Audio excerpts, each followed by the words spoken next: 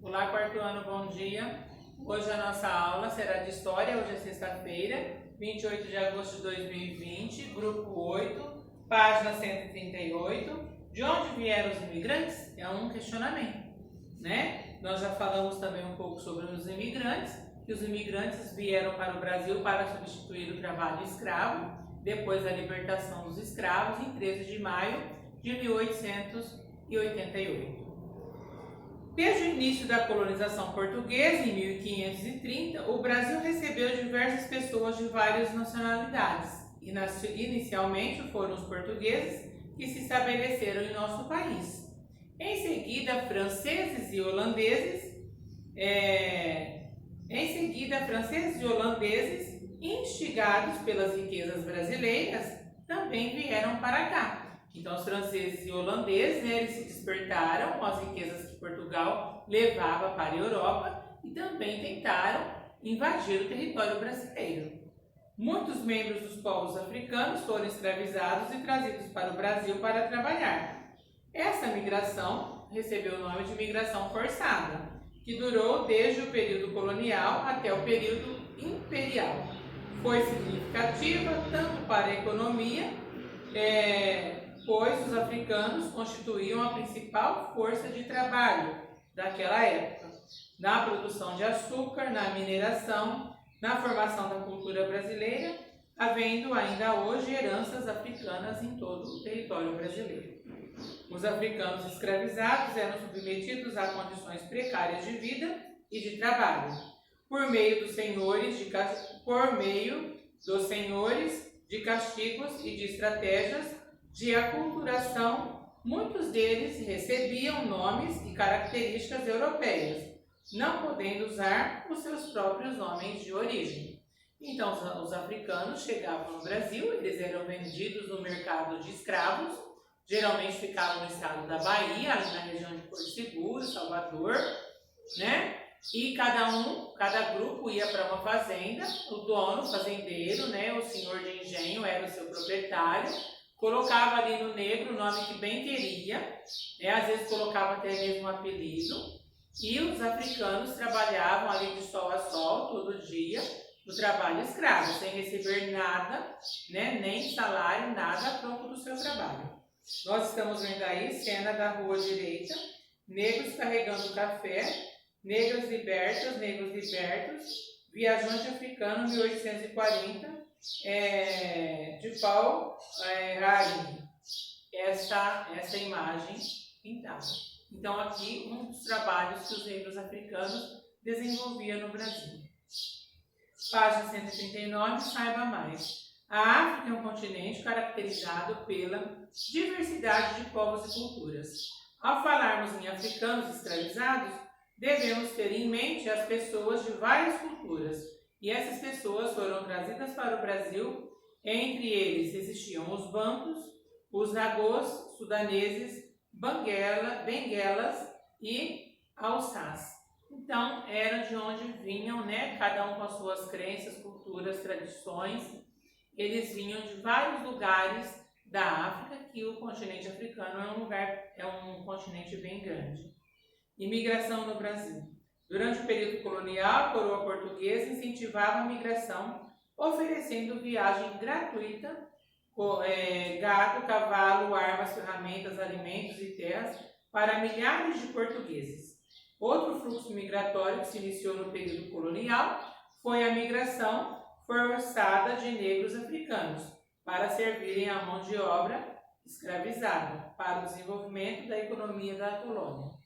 Estima-se que 5,5 milhões de negros saíram da África para serem escravizados no Brasil.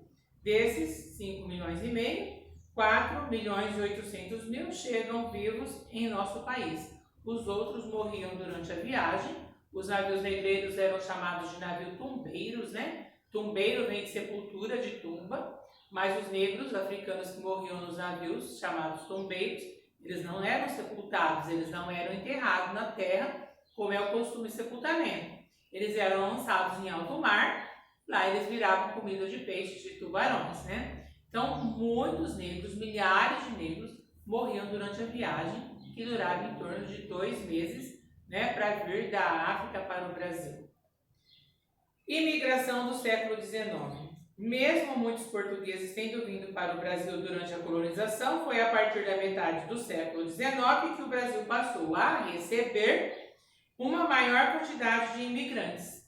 Entre os anos de 1850 e 1930, século XX, né, e o final do século XIX, imigrantes de diferentes nacionalidades chegaram ao país em busca de melhores condições de vida. Então, nós estamos vendo aí embarque de imigrantes suíços no porto de Gênova, na Itália, com destino ao Brasil, em 1898. E a figura B, embarque de italianos para o Brasil em 1910, aqui já no começo do século XX. Então, os imigrantes vinham em busca de vida melhor, em busca de trabalho e melhores condições de vida. Virando a página 140, nós estamos vendo aí também a imagem, né, aqui na 140, de um grupo, uma família alemã de imigrantes com passaporte, né, vindo da Alemanha para o Brasil em 1924, também nos primeiros anos do século XX. Os estrangeiros primeiramente vieram para ocuparam o sul do Brasil. Algumas terras dessa região foram oferecidas pelo governo brasileiro da época, para que os imigrantes se estabelecessem no local.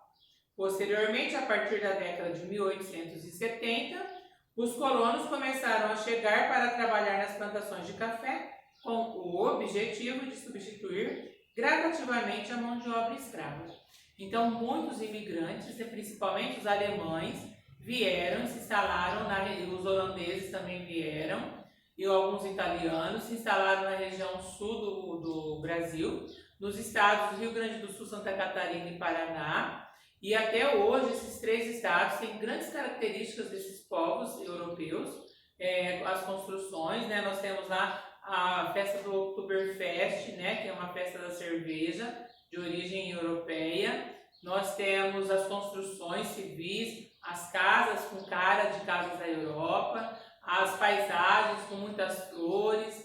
Então, os europeus ainda marcam muito a região sul do Brasil. Em 1888, ocorreu a abolição da escravidão no Brasil. Dessa forma, o governo brasileiro priorizou a vinda de imigrantes europeus para trabalhar nas fazendas e substituir a mão de obra que até então era escrava, né? Entre os imigrantes que chegaram estavam italianos, espanhóis, suíços, poloneses, eslavos, alemães, russos e, a partir de 1908, início do século XX, chegaram também os japoneses. Ao todo, mais de 70 nacionalidades diferentes desembarcaram no Brasil. E assim, né, foi ocorrendo a distribuição, né, a ocupação do território brasileiro por todos esses imigrantes, a maior parte deles europeus. Quando nós falamos, por exemplo, dos japoneses, nós sabemos que não são europeus. Os japoneses estão lá no continente asiático, né, no Japão. Curiosidade, as famílias de imigrantes que vieram ao Brasil podiam ser nucleares ou não nucleares. As nucleares eram formadas por pai e mãe, com um dos dois com os filhos. E as não nucleares por vários membros da família, como tios, primos, cunhados e sobrinhos.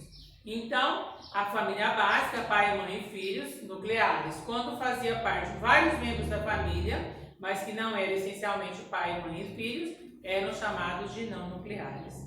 Imigrantes japoneses em 1934, né, aqui no Brasil, na página 141. Então, aqui o grupo de imigrantes, né, eles chegavam, geralmente, né, na casa de imigração, e ali eles ficavam por alguns dias até cada um tomar o destino que lhe era assegurado.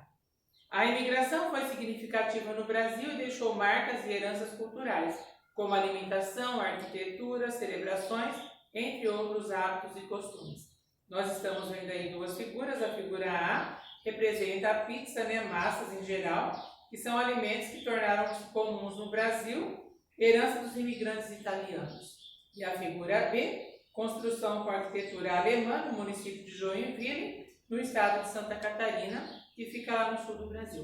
Como a tia Rosa já havia dito, né, as construções do sul têm muitas características europeias, principalmente dos alemães, né, dos holandeses, e aqui a pizza, né, que é uma é um alimento que todos nós apreciamos, ou a maioria pelo menos aprecia, que é de origem italiana e no Brasil é bastante consumida. Agora vocês devem virar a página 142, vão fazer os exercícios da 142, os exercícios 1 e 2. A 143, vocês também devem fazer a alternativa C e devem fazer o exercício 3. E vocês devem encerrar aí as atividades na página 144. Na página 144, vocês vão fazer os exercícios 4 e 5. Bom trabalho a todos e até já para a aula online.